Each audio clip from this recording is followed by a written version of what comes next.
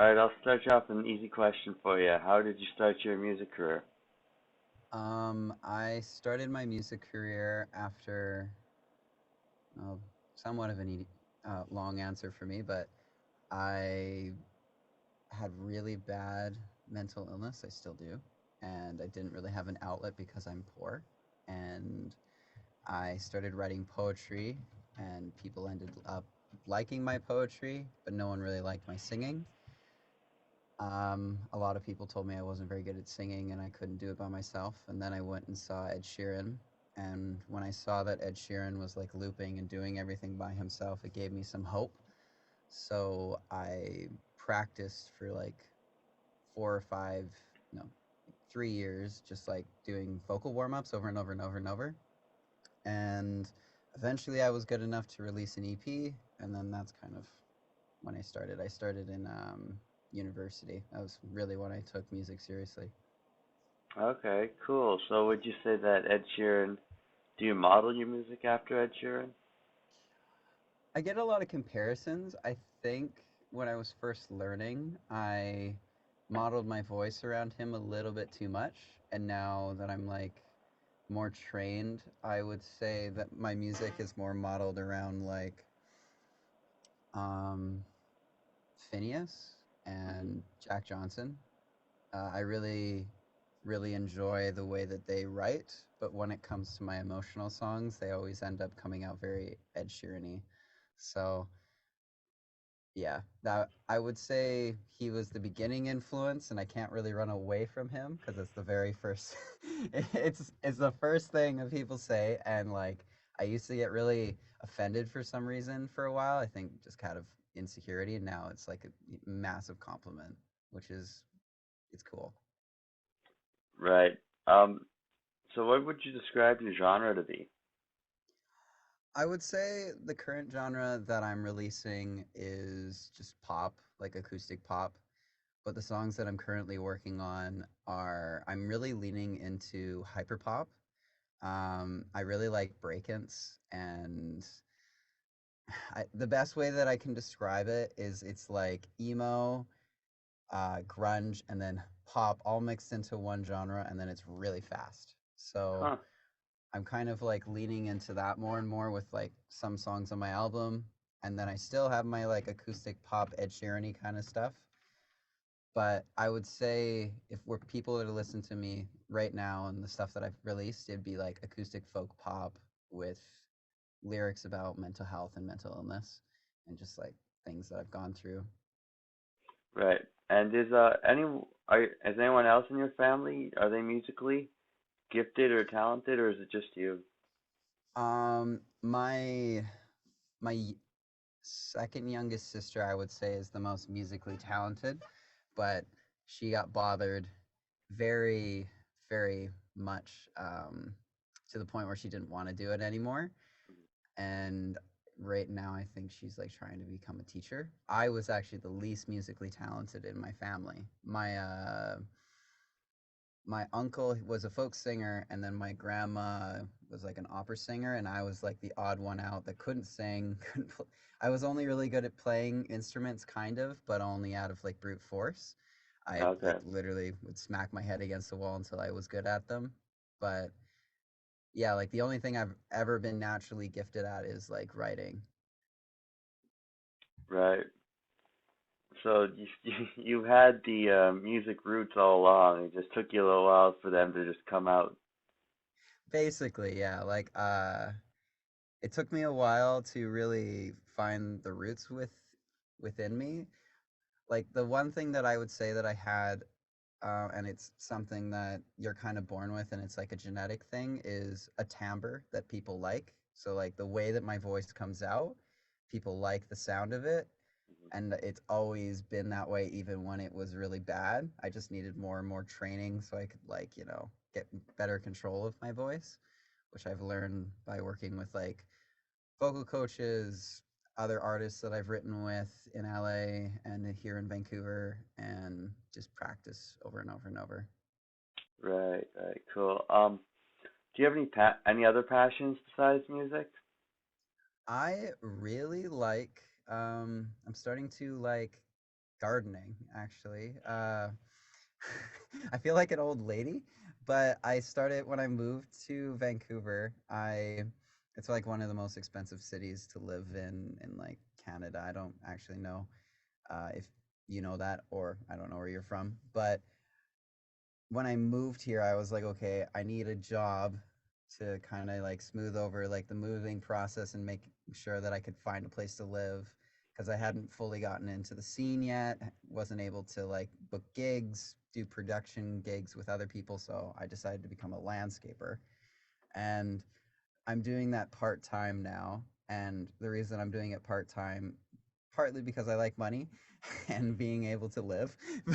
But the other part is I actually really do enjoy it. Like, I find it very similar to music in the fact that, like, with music, you're constantly learning and you're constantly facing different challenges and problems. And it's actually also one of the professions, along with music, that if you get into it, you're way less likely to have Alzheimer's or get dementia.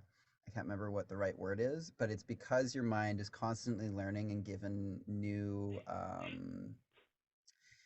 things to challenge yourself, and your mind's always kind of constantly running in a good way. And I would say the reason that I love it so much is that, like, I learn about different plants and then the relationships that the plants have with us and then with each other, and those relationships are actually pretty similar to interpersonal relationships that we have with our own lot people in our lives, or the way that we interact as like a society. it's it's quite interesting, to be honest. Yeah, that does sound pretty cool. So you mentioned that you did poetry and all that. So does that mean you write your own songs as well? Yeah, everything that I put out, I've written myself. I'm starting to work with co-writers now because I used to be very protective of my music, and part of it was ego, but part of it was I just like needed to say some things. And now that I'm working on my own album, uh, I realized that I couldn't do it alone. Otherwise, I wouldn't be able to sleep or have any time to myself. So I decided that I needed to bring on some co-writers, and I met a few of them here. Earl is one of them, my friend Catherine and Chris, and then there's this guy that I've been trying to work with here in Vancouver. His name is Kyle Stibbs. He's very, very talented.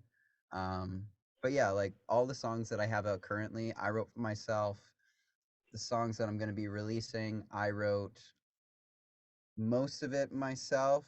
I would say 80%. It's more the songs were done. I brought them to my friends and I was like, okay, why do they suck? And then they would tell me why they suck, and then I would go and fix it. Okay. I guess if So it that's, works, it works. yeah. And do you have a process when you write your songs? Um, Yes, yeah. Like I find as when it comes to songwriting, it's like my favorite thing because songs start from many different points. Like there's the songs that you write in like 15 minutes that you're like, oh my goodness, I'm like the best songwriter in the world. Most of the time, that comes from like a deep emotion or a deep, what is it? Um, yeah, it's just like a deep emotion that you're feeling, and you can clearly see that in your head.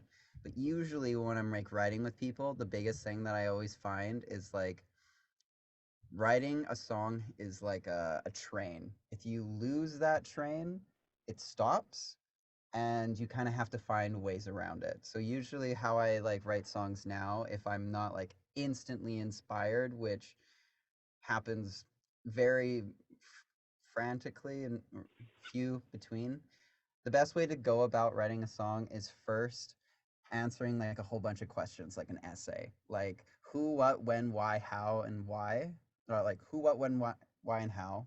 And then you build the world. So you're like, okay, who are you talking to? What time is it? Where is this taking place? And then you get all these visuals before you even start writing the song. And then you ask yourself, what kind of emotion do we want to bring? Then we go to like playing chords. And then when we've played chords, usually I'll record them into my DAW, like my computer thing that kind of holds all of my music.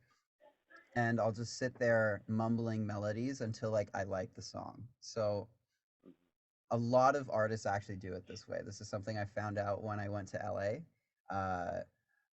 I wrote with a few people there and noticed that they spent 2 hours talking, and then like the last hour of the session they would make the song. And part of it is a lot of artists, especially when they're starting out, don't know that they have to create like a visual space for their song. Otherwise, they end up making very cliche lyrics that are kind of boring. So like the 2 hours of talking is basically to build the world, build the emotion, make sure you know what you're talking about and what you're doing, and you have that clear roadmap. It's easy to write the rest of the song. And then when it gets to the music side, you just like play chords. You make a melody with no words. You literally like mumble it like Simlish, and then you sit there for hours listening to this Simlish and writing words to it. A lot of artists, including Post Malone, Justin Bieber, they all do it this way because if your song already kind of sounds really good before there's words put to it, you don't really have to worry too much. And plus, uh, when you simlish out some of the melodies, you can hear cadences of like certain vowels Hmm. that need to be there. And if you put the wrong vowels, it can sound bad. Like I used to write my lyrics before I did the song, and sometimes that worked, and sometimes most of the time it didn't work. It would be Right. too wordy, very difficult to write the song. So yeah, that's the process. It's like build the world, make the vibe, do the mumble melody, make sure it's good, and then write the song, and then produce it, mix it, and then master it. Okay. Like I didn't even know any of that, so I was just taking it all in because that seems like a lot of work. But if it works, it works. And I never even knew half of that. So wow, my mind's just blown right now with that. It's music is some songs can take an hour, some can take 15 minutes, some you bang your head against the wall for like two months because like you have like a really good chorus, Hmm. but the chorus is just like and the rest of the song is just poop. Like it's it's not good. So you like have to like sit there, and then that's also where collaboration comes in. Like Right. there's times where like I can bang out a song and make it good, but sometimes when I saw my idea and I'm kind of like frustrated with an idea and I don't want to like just continuously be frustrated until I get it, I throw it at one of my friends and you bounce ideas back and forth until Oh, something okay. comes. Right. So kind of on that topic, how do you deal with writer's block? Um Basically, I don't know, like I don't have writer's block anymore because of this process. A lot of writer's block from what I've realized is setting yourself up to fail as an artist, like when you're going into the process. Uh, a lot of artists, especially when I write with them, will bring in, there's like two people when it comes to writing. Like I visualize in creative mind when you're making a song. There is the editor, and then there is the crazy man that likes throwing like his little shit at the wall until he makes like a beautiful piece of art. You kind of have to let that crazy guy like do a whole bunch of things before you let the editor in. Mhm. And half of the reason is because I find a lot of people when there isn't structure to their songwriting, anxiety comes in. Especially with like Oh, okay. yeah, like anxiety is the biggest killer to the creative process, especially in the music industry. Like a lot of artists, when I'm sitting with them or writing with them, they're like, "Is this good enough? Is this like gonna do super well?" Like the outside pressure of the music industry or the results is like kind of what gets them. Right. So this process that like I've kind of noticed that LA developed and that I slowly learned over time is like a really good way of making sure that you know you're on track because if you know who you're writing about and what the song's about, where it's taking place, and then you build the story, you're like, okay, you've written the first verse and the chorus. You don't get the second verse syndrome. That's like where a lot of people get stuck with their songs. It's the second verse because they have no idea what to say. And most of the time is because they've said way too much in the first verse, and that needs to be split in half and put in the second verse. But as you already know the story, you structured it out like, oh, the girl meets the guy. The chorus is like the main idea, so like we're so in love. And then you wrote down that the second verse is like that's when they actually meet, then you know what to write about. Like if you actually structure out this story from like your own experience and the things that you're kind of like talking about, songwriting becomes very easy. When it comes to writing good lyrics though, that's where it becomes difficult Hmm. because there's other things that a lot of artists will do. There's like random games that they will play, like there's object writing where like from this world that you build from the who, what, when, why, and how, you spend like 5 minutes writing random objects that are in this world that you created because a lot of people, especially people at Berkeley, who is like the big music school, have said that people connect to songs better when there's like senses involved. So when you start putting like objects and things within the song, it becomes a lot easier to relate to the song. And then a game I like to play to get out of like writer's block with some people, and I do it with myself, is called the people, places, emotion, things game. Basically, you just write out a whole bunch of professions, a whole bunch of random places, a whole bunch of random things, and a few random emotions. Then you draw lines, like it'll be orthodontist to um, orthodontist to a piece of grass to feeling sad. And then your job as a songwriter is to connect those within a song. And usually what that ends up doing is you create like a really fire bar because you're relating things in your mind that aren't necessarily related, so it makes you think outside the box and not be very rigid about your thinking. These Okay, are all well, like random things that I've learned as a songwriter, but they're really cool. that's just wow to me, you know, like I'd never assume it'd be anything like that. Because when you hear the songs and you hear about some people artists talking, they're like, oh yeah, it just came to me and I wrote down 5 minutes. But then there's also an underlying uh stuff that's going on which they don't mention, which is really cool. Well, there's sometimes it's marketing, sometimes it is true that it's 5 minutes, but Lady Gaga says it best. It took her 15 years to write a song in 15 minutes. Mhm. Like after you've practiced all these skills and you've worked on them, like you can write songs quicker. You write better songs quicker. Like Ed Sheeran talks about the shit tap, Mhm. where there's like a very famous interview of him talking about this, where it gave me hope as a songwriter because I wasn't very good. And basically, it's like you turn on a tap that has like a whole bunch of like rust within the pipes. And this is kind of how songwriting is. You turn the pipe on, and it's just going to come out with like rusty water, and it's going to be very awful, and you can't drink it. But over time, it's going to get clearer, and only a little bit of rust is coming out. And the idea is like write as many songs as you possibly can because from each one you're going to learn something, and then eventually you'll just consistently write good songs with a few bad ones here and there. Right. And do you think that depending on the which genre you perform in is also an underlying factor, like rap compared to country, like that sort of thing? Do you think that each genre is different? I would say it just kind of depends on the formula of like what song you're creating, but I wouldn't really say so. Okay. Because most songs is like, uh, it's not that every song has like its own. Every genre kind of has its own little divots within it, like especially hip hop, country.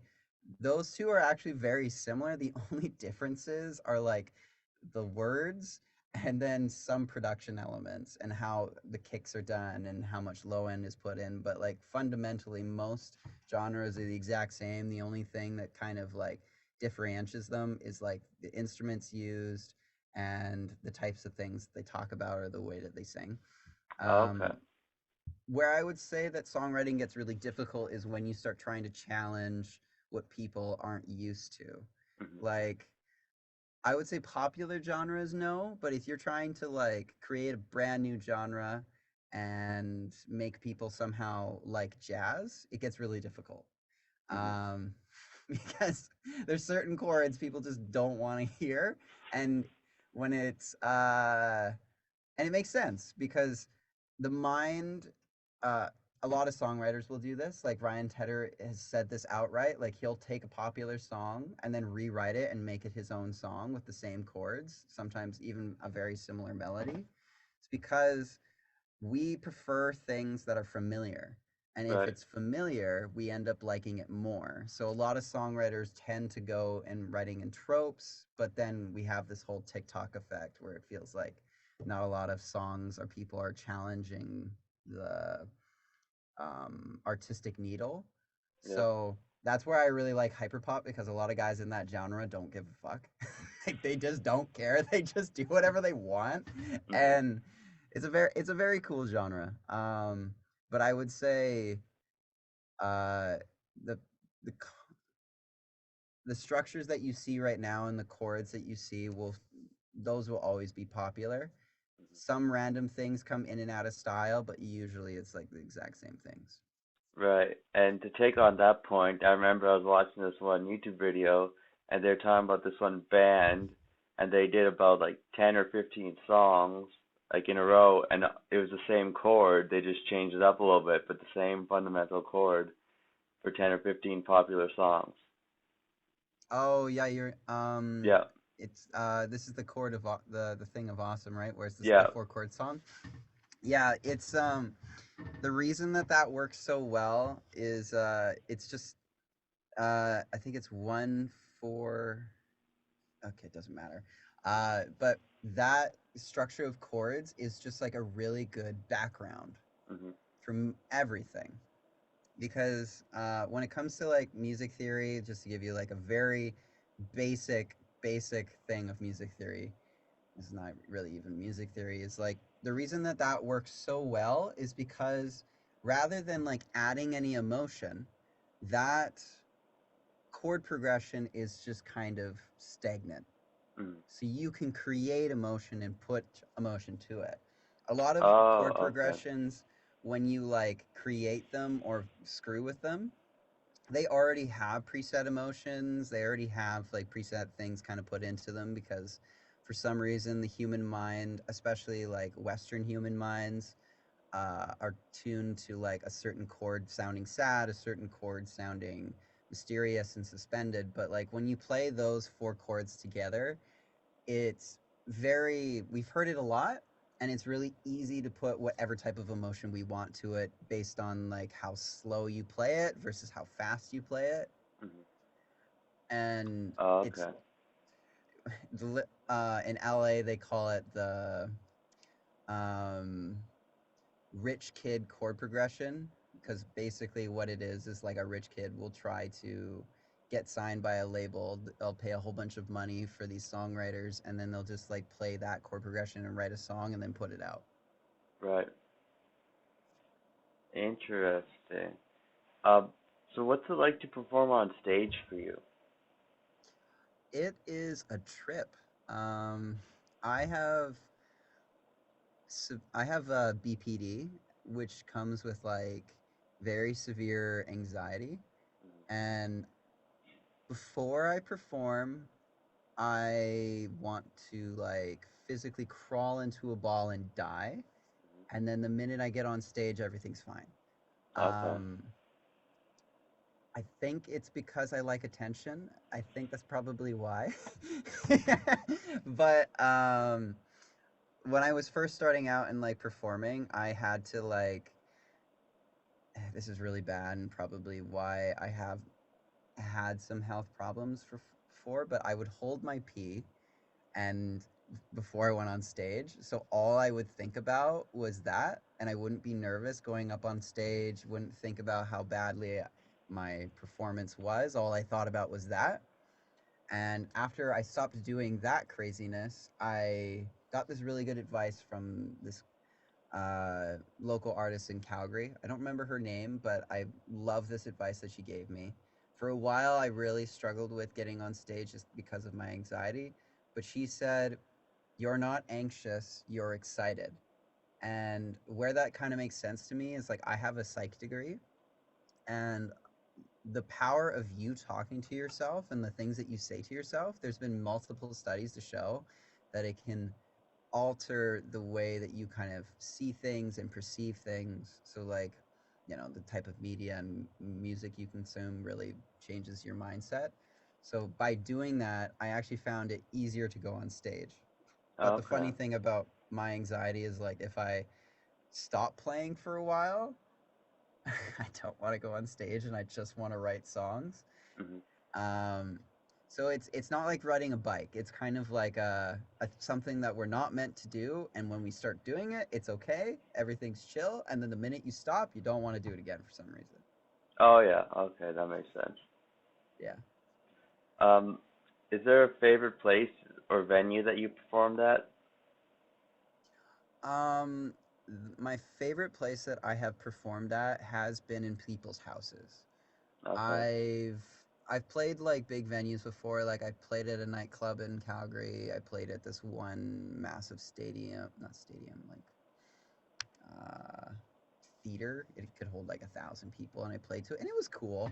But I've always preferred like being able to like talk. Like I'm very interactive with the audience, and like Hmm. I can make people do things. That's like my favorite thing about going to music is like the whole clap your hands and like talking back to the audience. I love house shows because I'm able to like feel like it's more one on one, and I'm able to actually feel more like I'm having a personal connection. Right. Um, Plus, like, it humanizes the crowd. When a crowd gets past like 100, it doesn't even. It feels like one singular entity. It doesn't even feel like a group of 100 people. Hmm. So I would say house Awesome. shows. That's a good answer. I bet you a lot. I bet your fans would like to hear that. Like you just hear that. Blah, blah. Would they would like to hear you say that? Well, I the biggest thing is like when you're on stage is especially when you have lights shining at you, Hmm. it's really easy to interact with like the people that are in front of you, right? But everyone behind you with everything that's going on and the things that you have to kind of pay attention to as a performer, it's like just so impossibly hard to Right. even like view like how do you put this? It's easier to interact with people when they're like in a smaller space and there's like less people there, but when it becomes a very big venue, as a performer, like at least for me, my anxiety takes over and all I feel is that like that one singular entity is all staring at me. It's Right. not even that it's like they don't become people anymore. It's more I just feel watched constantly. If that makes sense. Okay. Yeah.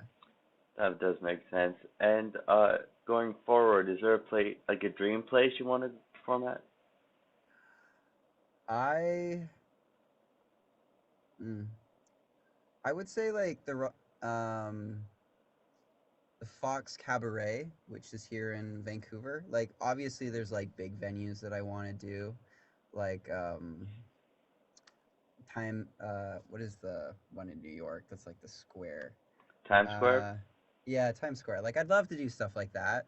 But as I've said before, like even as like a person that's gone to concerts, like where I love massive concerts like that, I would actually really prefer either a house concert or like an outdoor festival. Because the weird thing is, and I was kind of saying before, is like big venues, when you're in a giant building, everyone feels like one entity. But when you're Hmm. outside and it's a festival, it feels way different because Okay. it actually feels, you can feel the energy of the crowd, you feel people like more in it with you. And part of it's also the lighting and I don't know. I don't know what it is about buildings. I just like I like being outside too. So I would say just a really big like a really big outside festival would be my dream. I don't really know how big I would want it to be.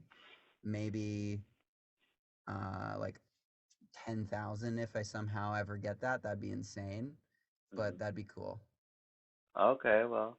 I think you've set yourself some realistic expectations for your future. I believe if you keep grinding, because you're making good music, you'll probably get there eventually. I'm assuming. Yeah, I'm hoping so. I hope somehow that ends up happening. I hope so too for you. Now let's switch up to let me ask you some questions about you, so that way I can get to know you better, and that way people get to know you better. Yeah, sweet.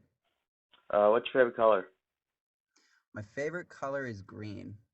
Why green? Um, it's the color of life. Mhm. And for me, my life has been very difficult. So I think the reason I like green is that it feels hopeful in some way. Okay, well that's a good answer and good reason. And I also like green, but mine is blue because I like seeing blue, and it just seems so calming and peaceful for me when I see like a light blue. That makes sense. Um, what is your most prized possession? My most prized possession is, well, I have two that are kind Okay, of tied. It's my cat Jasper, which is like right here, um, and then my stuffy Rupert. I got okay. him. He was my first best friend. Uh, I was a very, as I've told you, I'm a very anxious person, and he was like the first thing that was ever my friend. Mhm, And for some reason, I have always felt attached to it, and without it, I kind of get like very bad anxiety attacks if I don't know where he is. mhm. Um, but yeah, those are my two prized possessions. Okay, that's cool. What is your favorite animal? Um, I don't really have one, but I'd say it'd be tied between like a dog and a cat. I grew up with a lot of animals, so like I just like all animals to be honest. Well, okay, that's a lie. I don't like snakes. Anything that looks like a snake, anything that looks like a snake and doesn't have legs is a no. Every animal that has legs is fine with me. Okay, I can Even agree with you. I can agree with you with that, except for spiders. I'm pro snake, con spider. No spider for me, but I'll take a snake over a spider. that, okay, that's fair. I didn't really think about that, but like okay, let's discount insects because I just don't want to think about them. Things that aren't insects and have legs. Okay, sounds good to me. Sounds good to me. And you said you have a cat. Is that the only animal you have at the moment? I have three cats. Oh I wow. have Okay. Jasper, Charcoal, and Eva. All very different individuals, but I also grew up with a lot of animals. Like my mom has, I think, five dogs right now, um, and quite a lot of cats. Like I grew up in a zoo, and Right. if yeah, animals are just kind of like a part of my life. For a while, I kind of thought I wanted to be a veterinarian, and then I realized I had to kill them, and I was like, nah, I ain't doing that. Mhm. Makes sense. Makes sense. Um, what is your greatest accomplishment? Um, Probably raising $2,000 for Canadian Mental Health Association, like Mhm. with my song "Breathe," which has been really cool. Um, I would say that. Like I've done a lot of cool things, like opened up for people and whatever, but I don't know. My biggest thing is like the world's a hard place and my life has been really hard, so and every time I can give back is like the biggest thing for me. Awesome. That's a good answer. And mental health is such an important thing in our lives. So the fact that you did that was incredible.